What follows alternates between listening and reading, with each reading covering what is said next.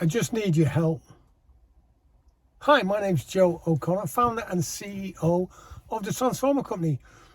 And my mission is to help 1 million, yes, that's right, 1 million professional advisors, consultants, and veteran business owners achieve the financial freedom they deserve. So I just want your help. I've been listening today to the feedback, the news after the Bank of England Monetary Policy Committee met earlier today, and I'm sitting in my car at the minute just reflecting on the messages I've heard from people saying, I just want your help. And it's been on the news across the nation, and you know, there are people who are really struggling out there. So I was just wondering, what can I do to help?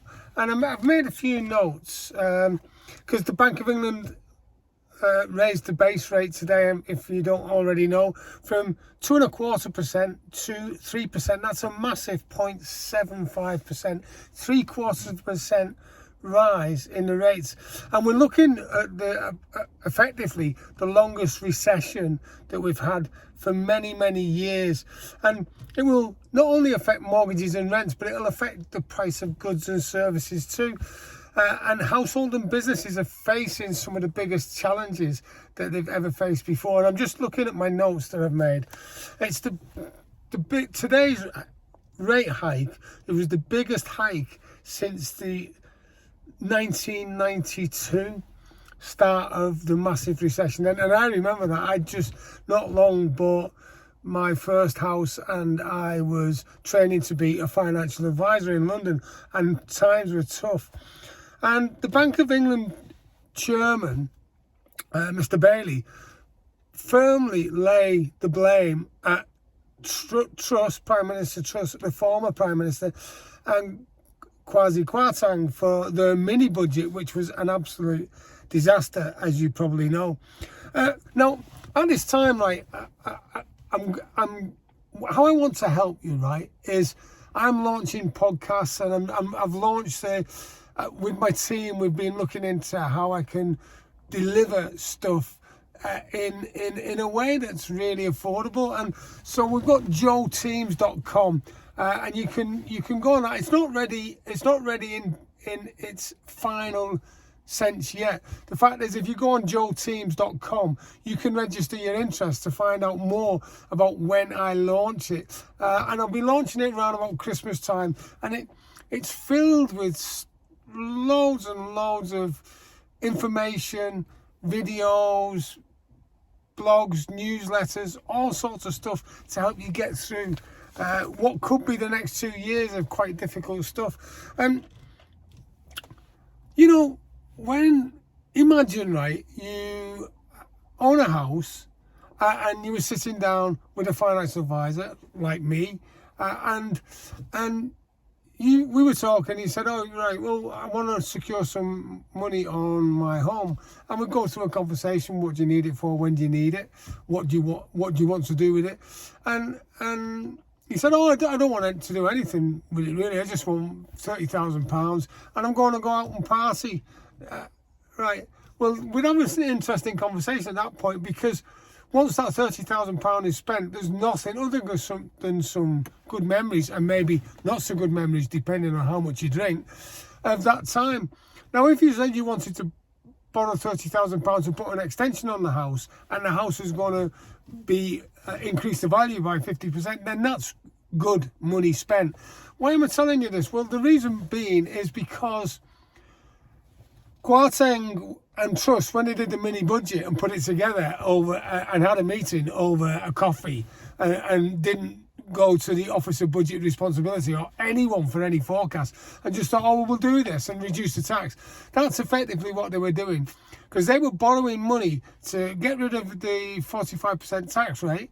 They were going to reduce national insurance. They were giving away tax cuts to the wealthy.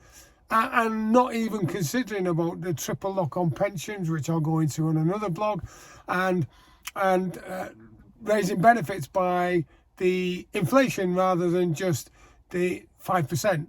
So they were leaving out the people who really need the money. And I'm passionate about this because I don't think that should happen. Fortunately, we've got in Jeremy Hunt, the now Chancellor, and Prime Minister Sunak, Richie Sunak, at least they seem to be a bit more pragmatic and gathered and respect the economy a little bit more. So I think that this is the time, right, where they should not make cuts now. They should borrow as well, but not borrow to give tax cuts to wealthy people who don't need it. I certainly don't want any tax cuts. I want to see people, I want people to be taxed who can afford it.